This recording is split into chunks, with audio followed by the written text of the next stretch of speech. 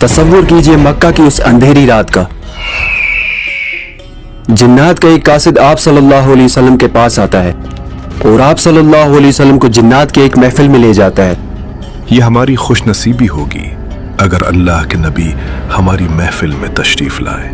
जिन्नात का वो गिरोह आप सल्लल्लाहु अलैहि वसल्लम से कहता है कि आप हमें कुरान सुनाइए। आप सल्लल्लाहु अलैहि वसल्लम ने कुरान पढ़ना शुरू किया।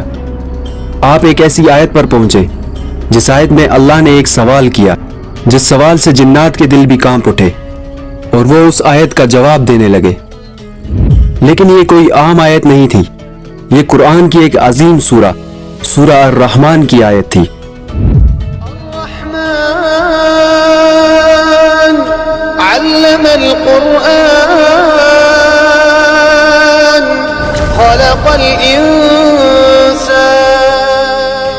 लेकिन सवाल यह है कि इस सूरा में 31 बार दोहराई गई इस आयत में अल्लाह ने ऐसा क्या सवाल किया कि आग से बने जिन्नात के दिल भी पिघल गए।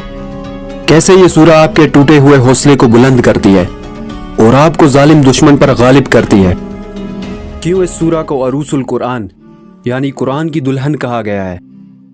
क्या है इस सूरा में छुपे कायनात के वो राज जिन्हें जानकर आप हैरान रह जाएंगे। और सबसे ज़रूरी बात, आज के मॉडर्न ज़माने में दूसरों की फिल्टर्ड लाइफ को देखकर अपने आप को नाकाम और कमतर समझने वाले इंसान को ये सूरा क्या सिखाती है, जानेंगे आज के इस ईमानी सफ़र में। ये इस्लाम का शुरुआती दौर था। मक्का के कुरैश का घमंड अपनी इंतहा पर था।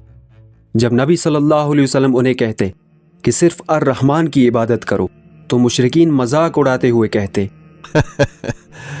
ये रहमान कौन है, हम तो इससे नहीं जानते।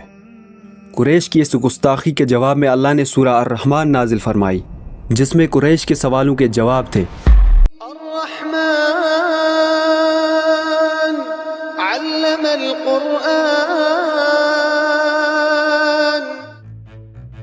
इस सूरा ने मुसलमानों का हौसला बुलंद कर दिया। अब सहाबा ने फैसला किया कि कुरैश ने आज तक बुलंद आवाज में कुरान नहीं सुना, तो कौन है जो उन्हें कुरान सुना कर आए। यह सुनते ही हजरत अब्दुल्ला बिन मसूद रजी अल्लाह तआला अन्हु उठ खड़े हुए और कहने लगे कि मैं सुनाऊंगा। सहाबा ये देखकर फिक्रमंद हो गए, क्योंकि अब्दुल्ला बिन मसूद रजी अल्लाह तआला अन्हु एक दुबले पतले सहाबी थे और उनका ताल्लुक किसी बड़े कबीले से भी नहीं था जो कुरैश के हमले से उन्हें बचाए। लेकिन अगले दिन कुरैश अपनी महफिल सजाए बैठे थे। भाई अबू जहल के घर का खाना तो बहुत लजीज है। अब्दुल्ला बिन मसूद रजी अल्लाह तआला अन्हु काबा के पास पहुंचे और मकाम इब्राहीम पर जाकर उन्होंने सूरा अर-रहमान की तिलावत बुलंद आवाज़ से शुरू की। मक्का की गलियों में कुरान की तिलावत की आवाज़ गूंज उठी। मुशरिकीन के कानों में यह आवाज़ पड़ते ही वो गुस्से से आग बगोला हो गए और वो अब्दुल्ला बिन मसूद रजी अल्लाह तआला अन्हु पर टूट पड़े। उन्हें इतना मारा कि चेहरा खून से लथपथ हो गया। जब वो वापस सहाबा के पास पहुंचे तो उनके चेहरे पर सूजन थी, लेकिन उनकी आंखों में एक अजीब चमक थी।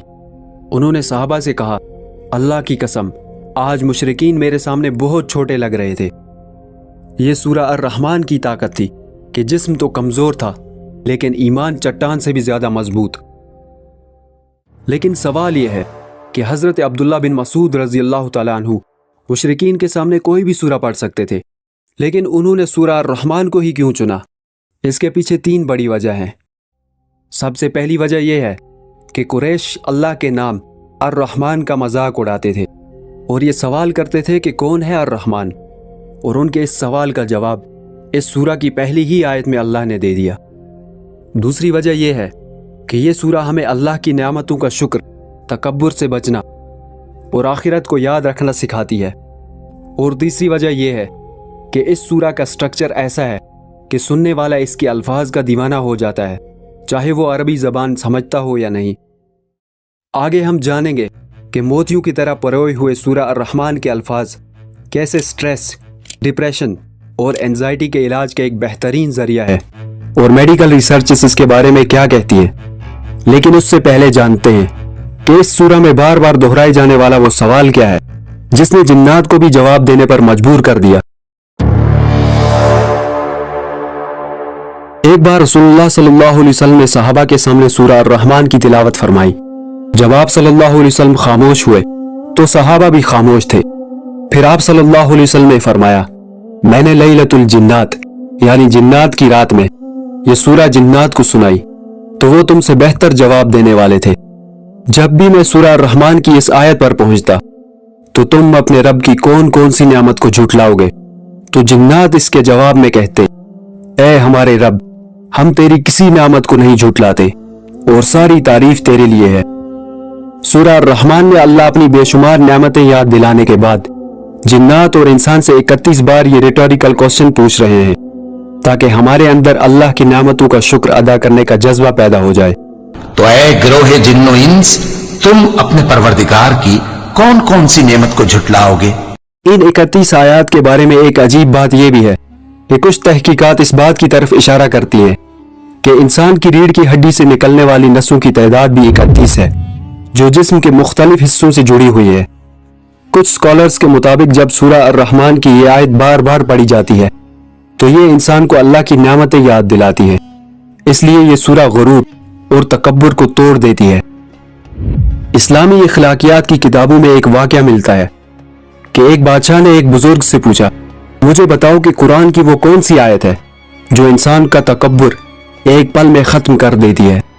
बुजुर्ग ने सूरा अर्रहमान की 26वीं आयत पढ़ी जिसका तर्जुमा है कि हर चीज़ जो इस ज़मीन पर है फना हो जाने वाली है। बादशाह ने पूछा कि मेरी ये सल्तनत, मेरा तख्त, इनका क्या? बुजुर्ग ने जवाब देते हुए एक हैरत अंगेज बात कही कि जब तुम ये आयत पढ़ते हो तो तुम मान लेते हो कि तुम सिर्फ एक मुसाफिर हो और मुसाफिर कभी रास्ते के पत्थर पर अपना नाम नहीं लिखता। यकीन मानिए ये अल्फाज बार बार मुझे ये सोचने पर मजबूर कर रहे थे कि मुसाफिर की तो कोई मंजिल भी होती है, तो कहीं ये रंगीन रास्ते हमें मंजिल से गाफिल तो नहीं कर रहे। सूरा अर्रहमान भटके मुसाफिर को मंजिल की याद दिलाती है और ये आयत जिन्न और इंस के लिए एक रियलिटी चेक है। ये हमें बताती है कि तुम कितने भी ताकतवर हो जाओ, तुम्हारी हस्ती फना होने वाली है और बाकी रहने वाली जात सिर्फ अल्लाह की है।